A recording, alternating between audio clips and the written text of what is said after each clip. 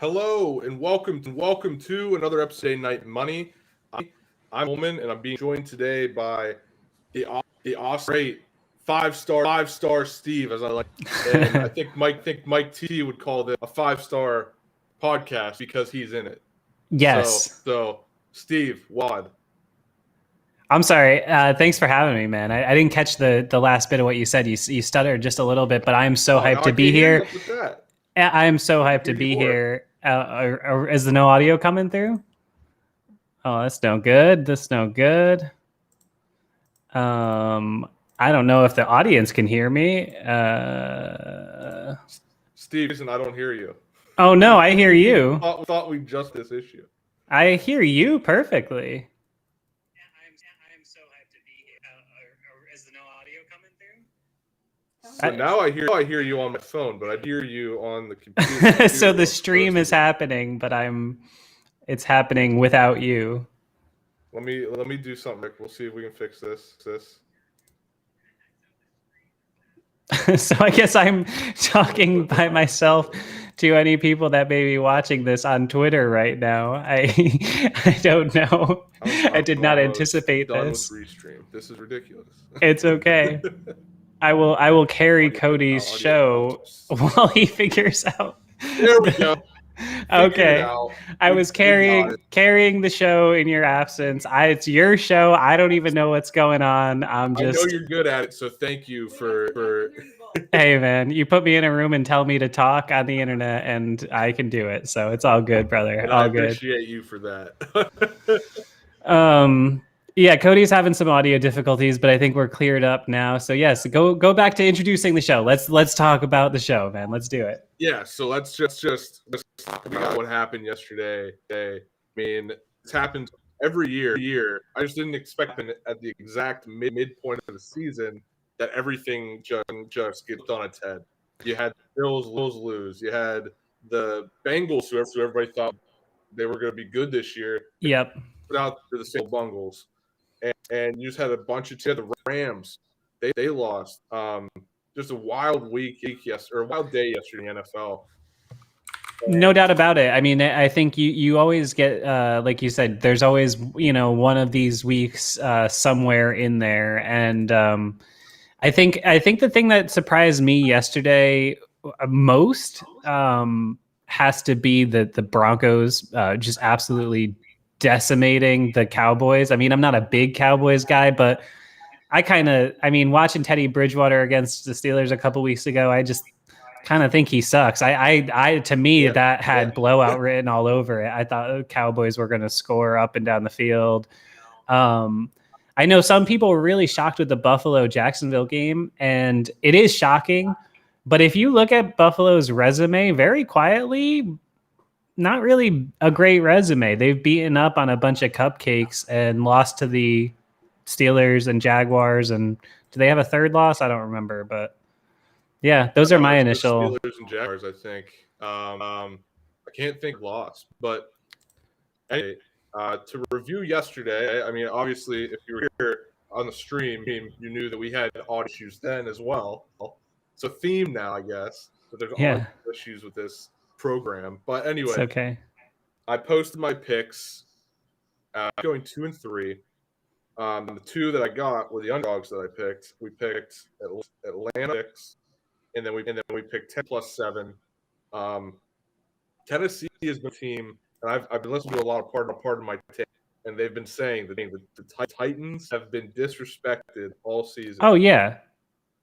And Totally. No, I totally agree with that. Tennessee, I think that a lot of people, it's, we saw this last year. I saw this in the first 2 years of 5-star matchup where I saw this with Bud Dupree, and now we're seeing it with Terrell Edmonds, where, sometimes team fans just want to label somebody, and they have somebody labeled as a bust or not that good.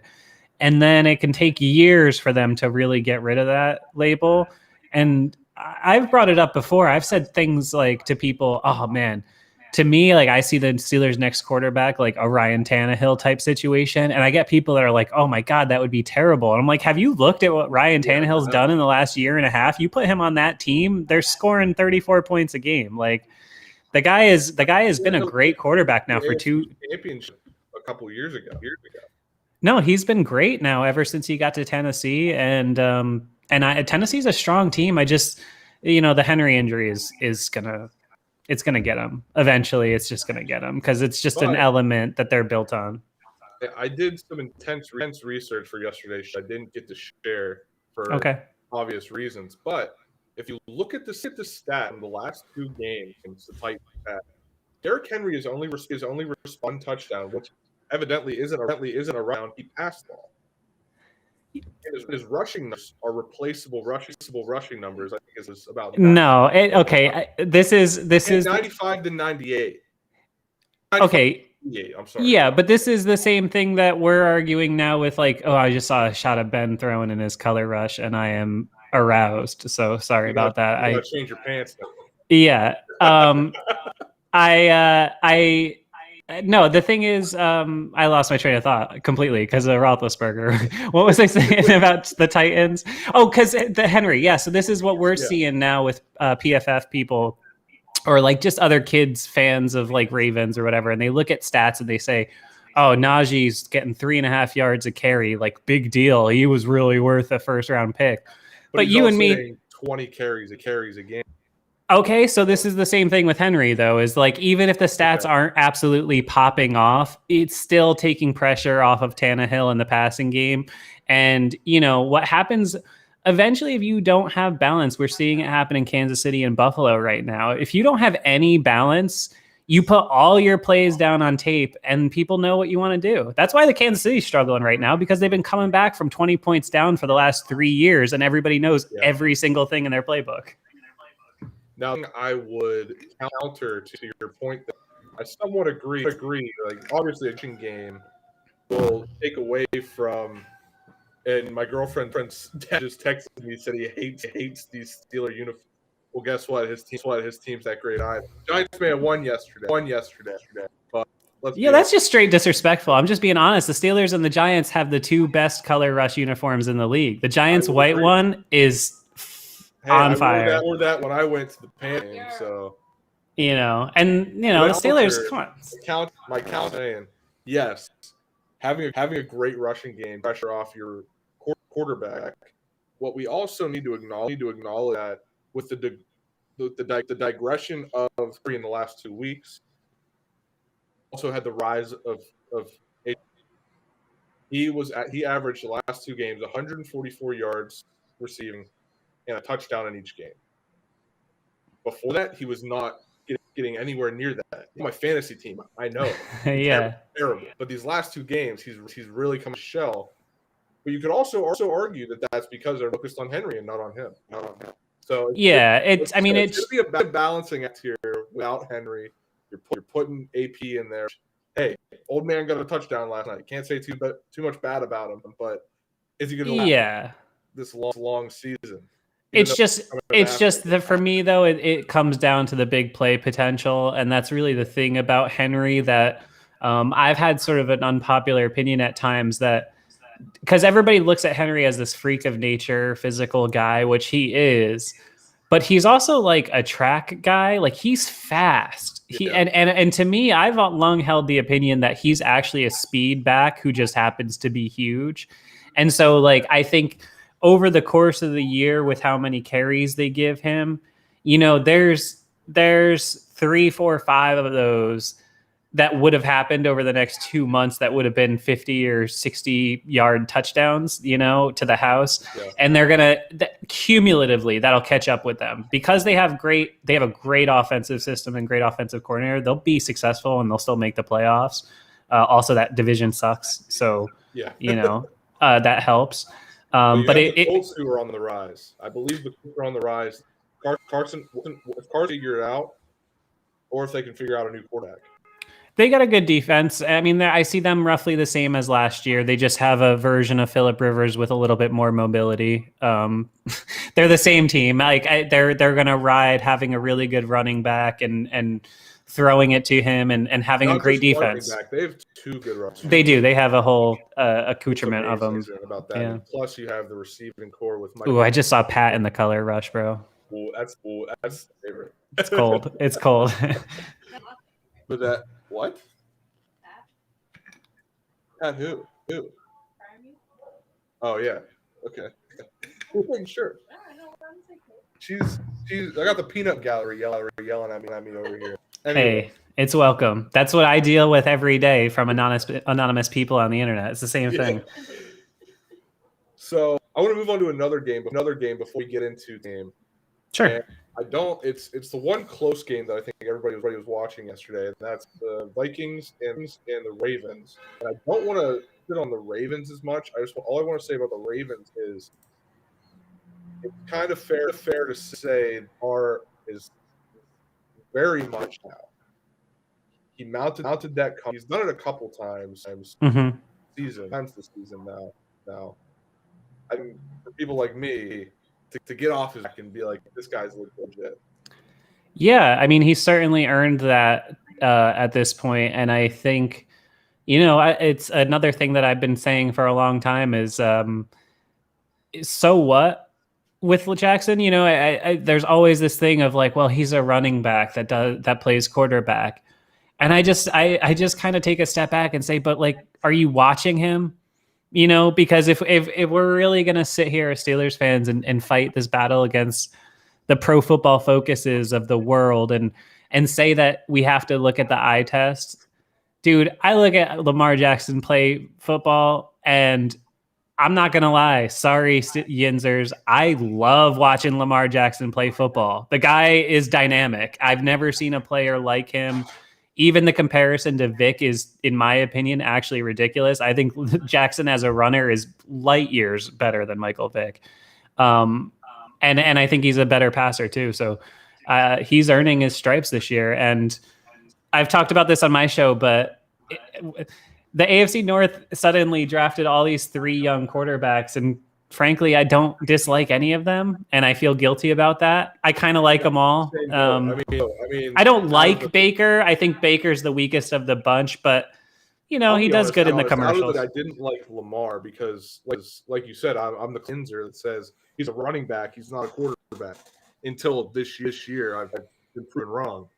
In my opinion. But you know, dude, if you can pull that thing down and get 10 to 20 yards anytime you want on the ground, who cares if he misses a couple of throws, dude? I mean, it's that much of a weapon. Right. All these other quarterbacks, how do you not like? I mean, I was a Joe Burrow stan at LSU. I love watching him play.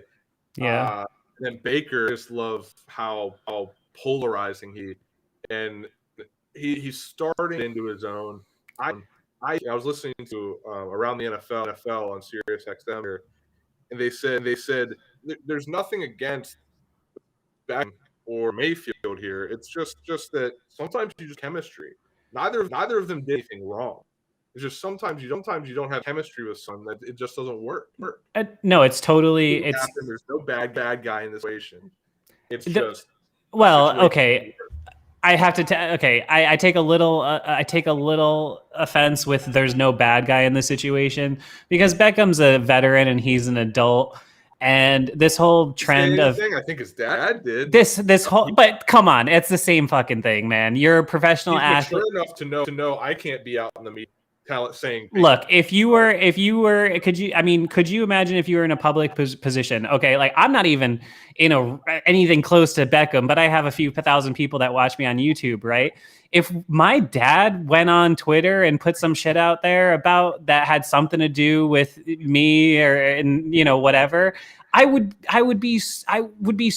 would never happen, because my respect for that person would go so far out the window.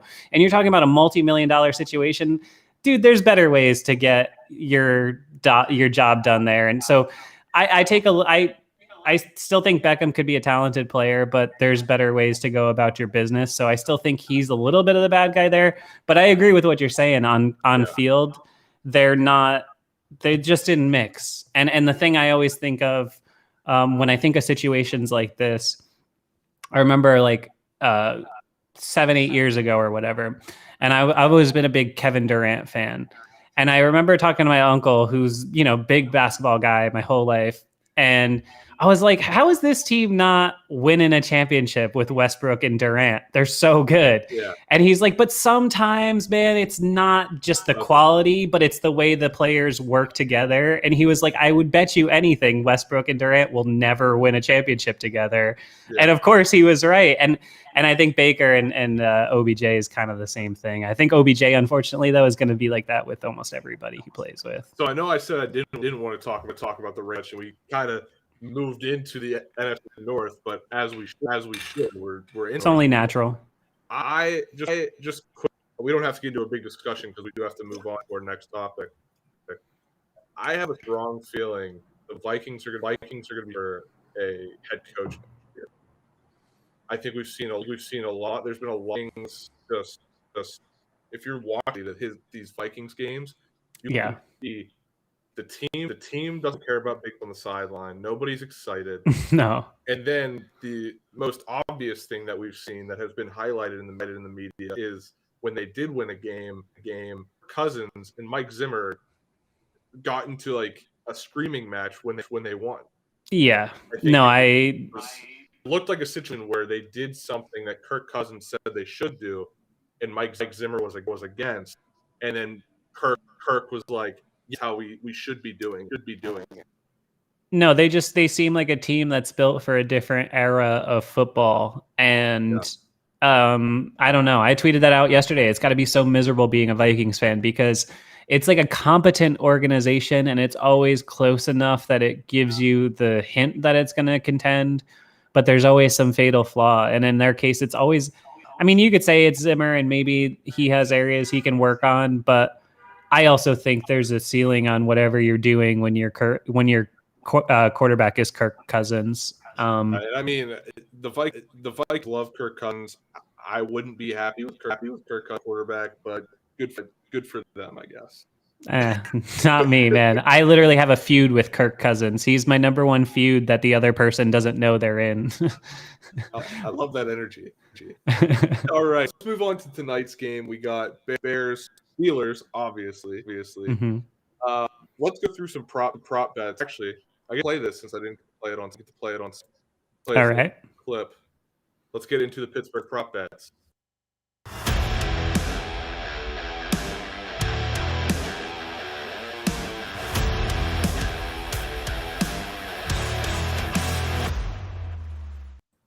All right, let's get into it. So some prop bets that I looked at tonight, and there's one that I wanted to do with you, and that is touchdown scorer. Okay. Now, Najee has been on a tear. He has scored what, one touch 5 games, I believe. Sure. Something close. Something like that, yeah.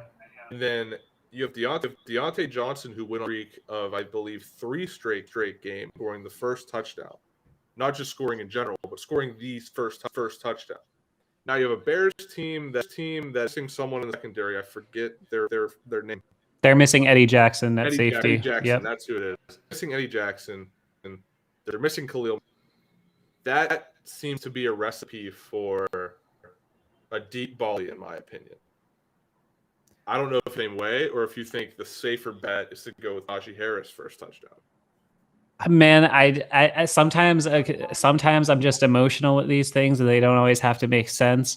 But I just have a feeling that you see Chase Claypool score a touchdown tonight, and I think there's going to be a concerted effort to get Claypool the ball, because I'm not sure. I'm not sure Chicago's going to have anybody that could physically match up with him. And I think Deontay is putting down enough tape at this point that teams are going to be.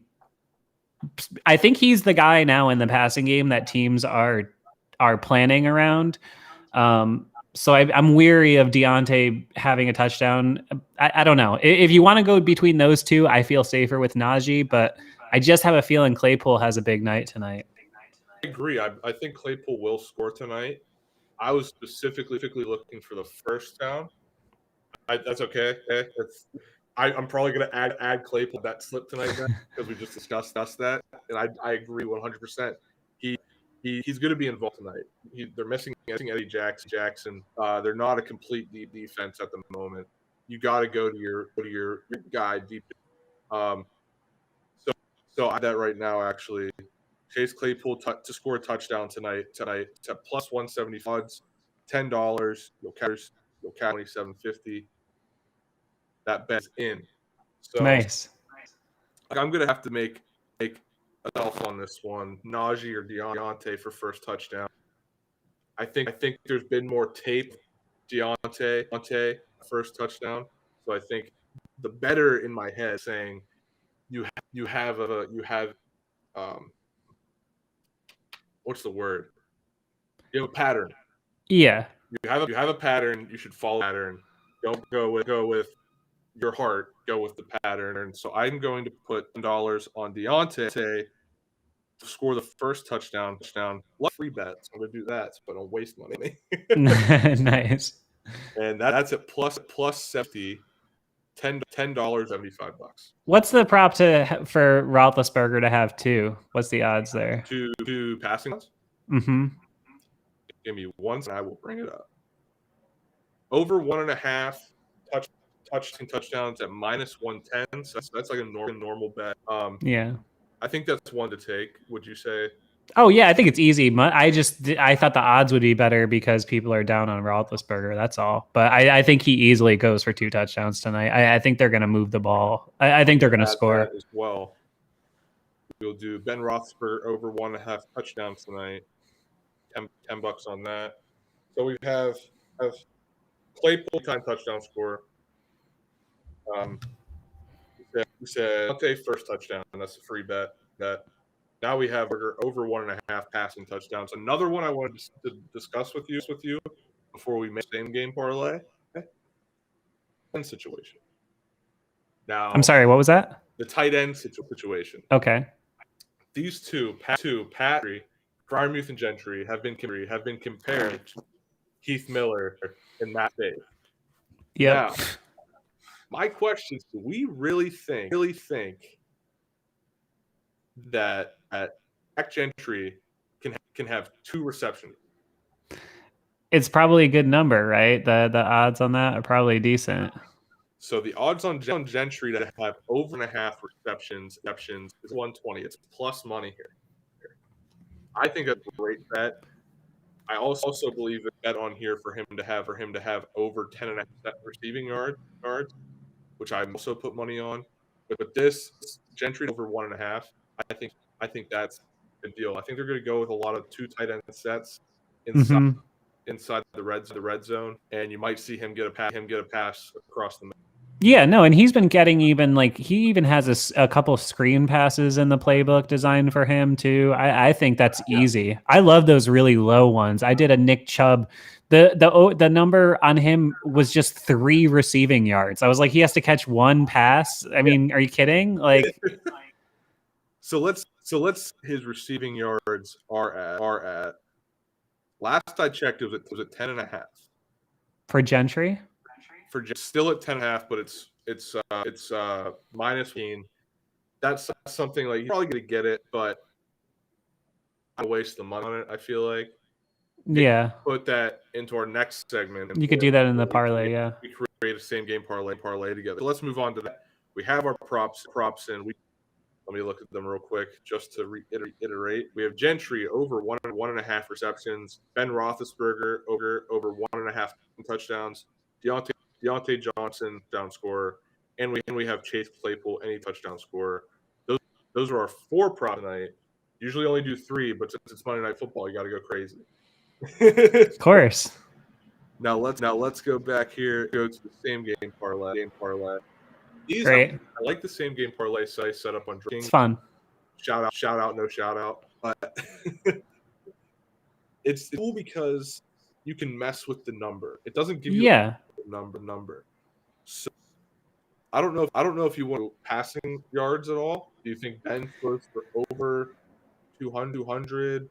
Maybe it's tough because the game script can really be dynamic depending on how it goes. You don't know. It's probably going to be my first same game parlay where I don't do the over passing yards for either quarter. Yeah, because you never know what's going to happen. Yeah, the only thing I think I would feel I might do a number on Fields getting sacked because his pocket presence has been terrible, and I think Butler's really just going to come after him. One thing I am going to put on here from the quarterbacks is for Roethlisberger to have one or more passing touchdowns, because we had that in the strip bet, and I think we both agree he has to throw a passing touchdown. Yeah. Now let's see. We could also do a Justin Fields interception if we want to get. I think I like it to happen. I have people saying Minka might finally get one. I did wake up. The first thing I did when I woke up this morning was I tweeted, "Good morning. I've declared today a Minka Monday. That's all." So for the Minka Monday, we're going to put it in here. So let's do it. We have 2 picks. We're at minus 120. Let's move on to rushing prop, and I think I want to a Najee Harris 69.5. What's the number? 69.5? Yeah. We could go. I think that 69.5 is safe. I think you could do. Yeah, it's tough. I mean, I don't know. I think you could probably. And it goes up by 10-1, so it's like you can't do like 74.5. You know, man, I say fuck it. Do the 7. I do 79. I think Najee has. I think up the odds. I think Najee's gonna have a big game tonight. I like it. We're feeling ballsy. I like it. I think the offense is gonna do some stuff tonight. I really do. I feel confident in that, and I very rarely do, but I think they're gonna have a sort of get right game here. Gotcha. We also have. I never really looked at these. Okay, so Pittsburgh Steelers sacks made. Lowest number is 2 here. Okay. Let's remember, TJ Watt, my guy, he's 1.5 sacks away from being seventh, tied on the sack chart. Insanity. So I think it's kind of destiny to take Steelers sacks. Even if Watt doesn't get his 2, I'd be bringing a lot of pressure. They'll easily get 2 just on coverage sacks alone. The Fields has been holding on to the ball, and he just. I really, if he has any chance tonight, if he looks even decent against this defense, I'll consider it a failure. And I'm being honest. I really would. He's been awful. I would. I mean, you never know. This could be his coming out party for. It shouldn't be. If it is, I'm gonna be in a fucking mood tomorrow because it shouldn't be. It should not be. Now we mentioned how we expect him to be involved tonight. I'm thinking of taking the low. I want to lowball his yardage. It was 39.5. I think that's pretty safe. Who's that for Claypool? Yeah, it could be. I mean, he's tough with yards because you just never know. Or you could get him to have like he's everything or nothing. It's tough with him. I don't know that I would feel comfortable putting a number on his yardage total because I think he's due for a nice game. So now let's move on. We could do Pat Freiermuth. Do we have? Yeah, I saw his. I think his number was pretty low. I think it was only like 7 or more receiving yards. That's a piece of cake. Yeah. Did you do the 2 catches on him? Not for this parlay. I don't think. Oh, okay, yeah. I think we'll stick with the 7 here. Yeah, I mean he has 1 catch at 7 yards. Exactly. So that's easy. What do we think? What do we think about Freiermuth? What about Harris? Maybe. Well, we had we did the yards with Najee. That's rushing, yeah. Yeah. Oh, you're talking receiving? Yeah, I'm looking at receiving right now. You know what I like? I like the receptions props because sometimes if you just read into how your offense plays, you can kind of get a beat on what the numbers are there. So lowest we can go with Najee is 2 receptions. 2 or more. Is how many? 2 or more. Easy, 2. Easily. I love it. All right. And Freiermuth, we can go with 3. It's tough. Great prop is over 3.5. Yeah, that's tough. I don't know because he's still not getting a ton of targets. I know Ben. I've talked about it on the spread all season. How Ben will get him the ball, but something like a night like night where we kind of expect them to spread out the offense and kind of. Yeah, and here's the thing: he could have 3 catches for 48 yards and a touchdown, and that'd be a great game. But it's not 4 catches. You know what I mean? Like it's tough. It's tough. Tight ends. They just don't always get a ton of opportunities. So now round out. We have 6 picks on this parlay. Let's round it out with down scorers. Okay. I think we both agree that we're probably Najee touchdown, right? Yeah, I would think that's the safest bet. Yeah, those were the best odds. Why am I not seeing him? Am I crazy? There he is. So we're going to Harris for a touchdown. Is there any that we think no brainers are going to get a touchdown tonight? I talked about Claypool, but that's also because he's been inconsistent. Anybody else you can think of? You know, it'd be funny, and I just have a funny feeling about it, but it'd probably jack the odds up if you did Jesse James for anytime touchdown. He is playing tonight. I just have a funny feeling like they made him a captain. Like I kind of feel like if they got in the red zone, maybe they would have a play for him. You know, I don't know. It's just a corny, funny thing I just thought of. So we're currently at plus 750. Okay. Oh shit! Adding Jesse makes it. What is that? 13,000. Plus 13,000. I just think it's kind of funny. I don't know. That's that's a hit. I really don't know if that's gonna happen.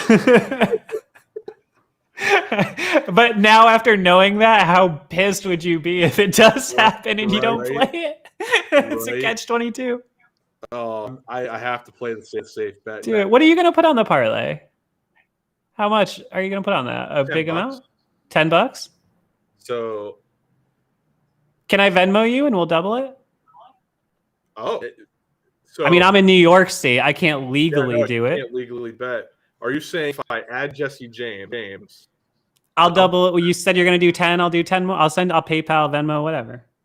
I really like this idea. We'll add Jesse James touchdown scorer. We'll put 20. You'll Venmo me, and we'll split the profit. We're hitting it. 13,000 whatever odds. Let's do it. Anybody else you want to add here? No, I'm in on it. It's perfect. All right, we got an 8-pick parlay here. Love it. We'll get out of here. We got Benner to throw 1 or more passing touchdowns. We got Justin Fields to throw more interceptions. Najee Harris over 79.5 rushing yards. We have the Steelers that 4 more sacks. Zach Gentry over 7 or more receiving yards. Najee Harris 2 or more receptions. Harris touchdown. The big one, Jesse James touchdown.